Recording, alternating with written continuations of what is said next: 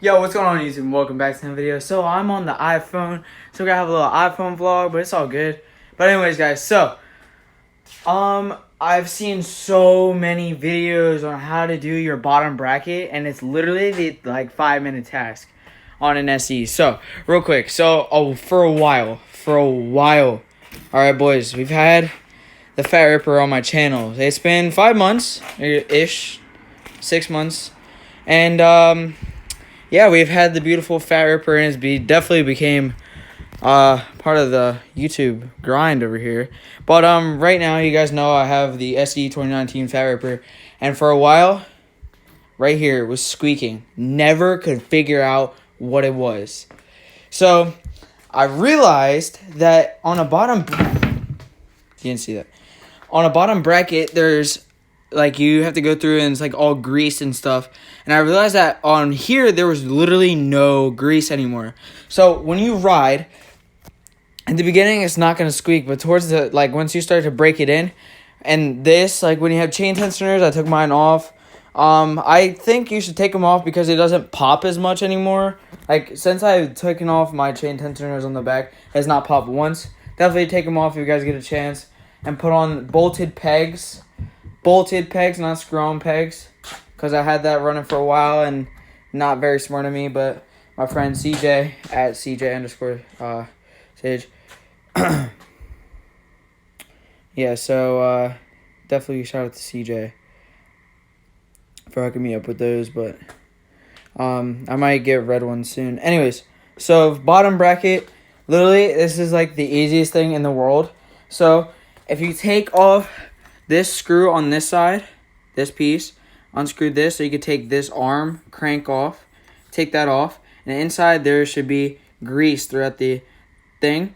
Take a glove like this, you guys can see, like one of these gloves, and put your finger through it. Just try and get as much grease out as you can. And I'm not taking take a brush to it. Don't do that. Just take the glove and then just take your finger and real quick do it like that. Get as much grease as you can from there. And then with that same glove, or a different glove if you want, I did it with a different glove.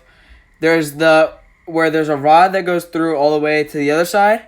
If you take on this other side, just keep that over there. Just don't mess with that other side yet.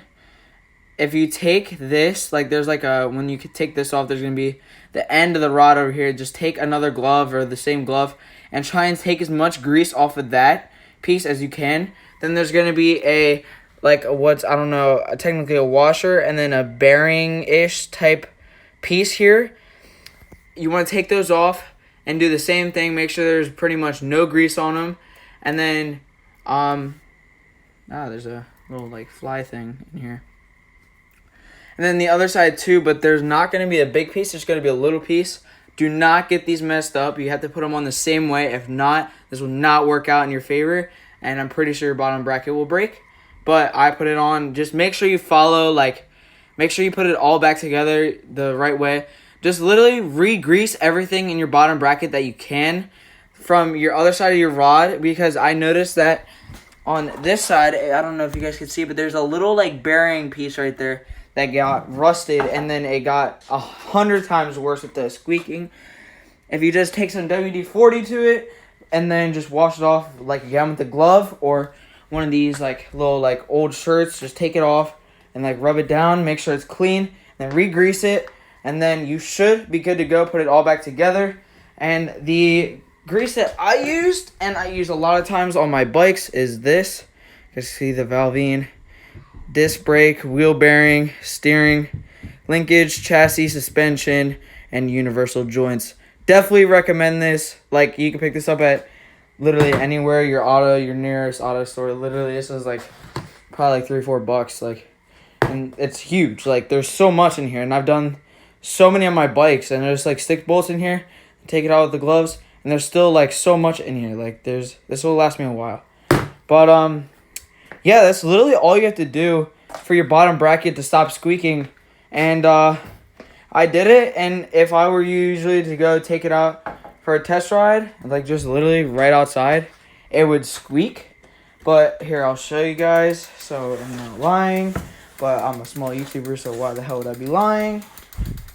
If I were to stand on this right now, it would start to squeak right now. And it's so quiet. In the dark. Literally, no sound. I have no brakes. But, literally, listen. Nice and smooth and sailing.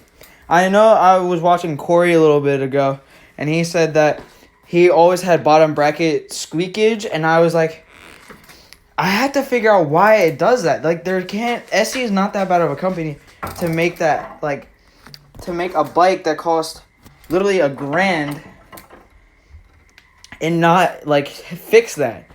And it's literally just because it needs re-greasing. Like, probably, I would say re-grease it every 2 to 3 weeks. And that's what I'm going to start doing, just so I don't have that squeaking issue again. But, for real, just re-grease that part. And if your brakes or something are rubbing, just figure it out, man. Like, don't, like, just stress about it. Like, do it yourself. Like, literally did this by myself. No YouTube. Just, for real, guys. Just make sure you guys do it right and put it back together, or else it'll not come out in your favor.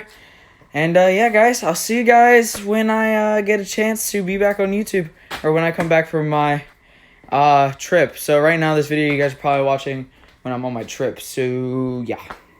See you guys in the next one. Peace.